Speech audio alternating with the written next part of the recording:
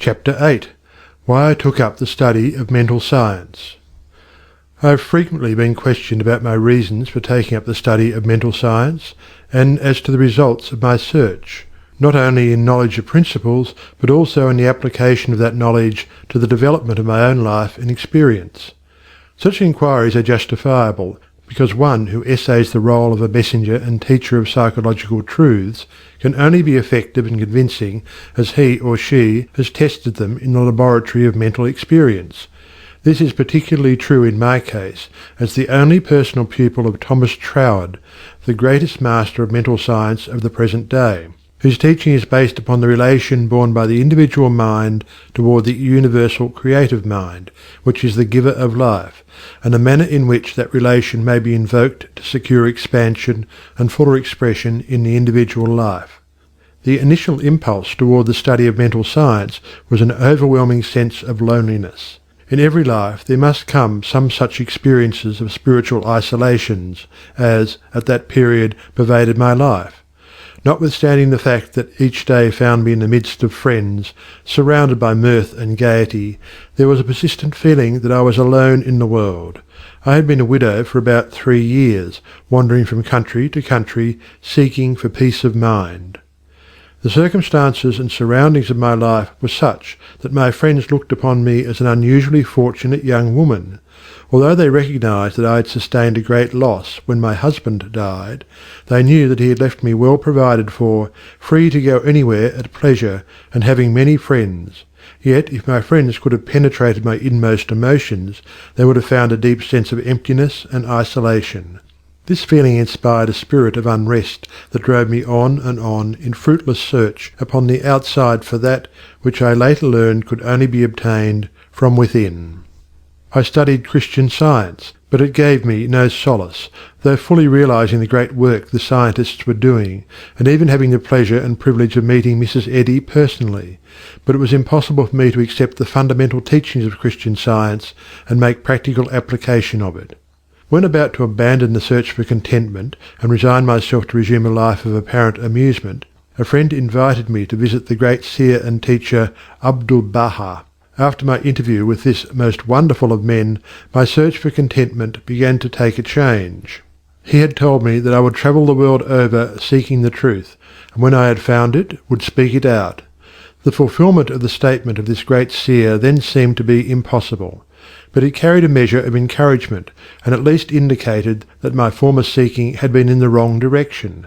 I began, in a feeble and groping way, to find contentment within myself, for had he not intimated that I should find the truth? This was the big thing, and about the only thing I remember of our interview.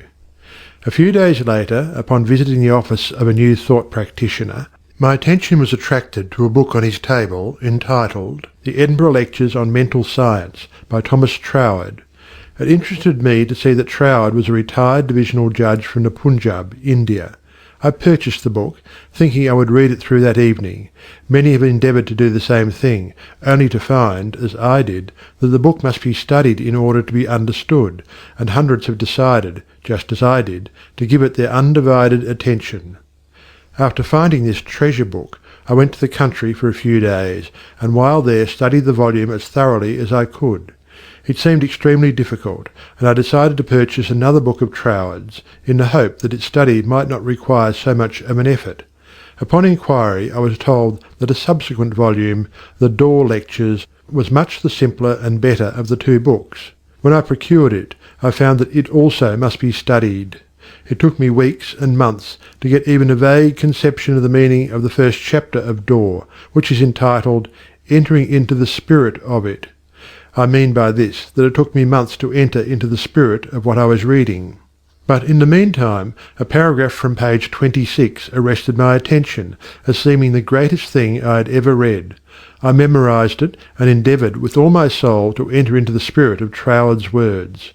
The paragraph reads, My mind is a centre of divine operation. The divine operation is always for expansion and fuller expression, and this means the production of something beyond what has gone before, something entirely new, not included in the past experience, though proceeding out of it by an orderly sequence of growth. Therefore, since the divine cannot change its inherent nature, it must operate in the same manner with me. Consequently, in my own special world, of which I am the centre, it will move forward to produce new conditions, always in advance of any that have gone before. It took an effort on my part to memorize this paragraph, but in the endeavour towards this end, the words seemed to carry with them a certain stimulus.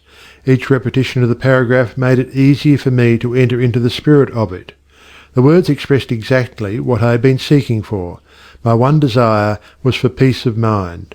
I found it comforting to believe that the divine operation in me could expand to fuller expression and produce more and more contentment. In fact, a peace of mind and a degree of contentment greater than I had ever known. The paragraph further inspired me with deep interest to feel that the life spark in me could bring into my life something entirely new. I did not wish to obliterate my past experience, but that was exactly what Troward said it would not do. The divine operation would not exclude my past experience, but proceeding out of them would bring some new thing that would transcend anything that I had ever experienced before. Meditation on these statements brought with it a certain joyous feeling. What a wonderful thing it would be if I could accept and sincerely believe, beyond all doubt, that this one statement of Troward's was true. Surely the divine could not change its inherent nature, and since divine life is operating in me, I must be divinely inhabited, and the divine in me must operate just as it operates upon the universal plane. This meant that my whole world of circumstances, friends and conditions would ultimately become a world of contentment and enjoyment of which I am the centre. This would all happen just as soon as I was able to control my mind, and thereby provide a concrete centre around which the divine energies could play. Surely it was worth trying for. If Troward had found this truth, why not I? This idea held me to my task. Later I determined to study with the man who had realized and given to the world so great a statement. It had lifted me from my state of despondency. The immediate difficulty was the need for increased finances. End of chapter 8.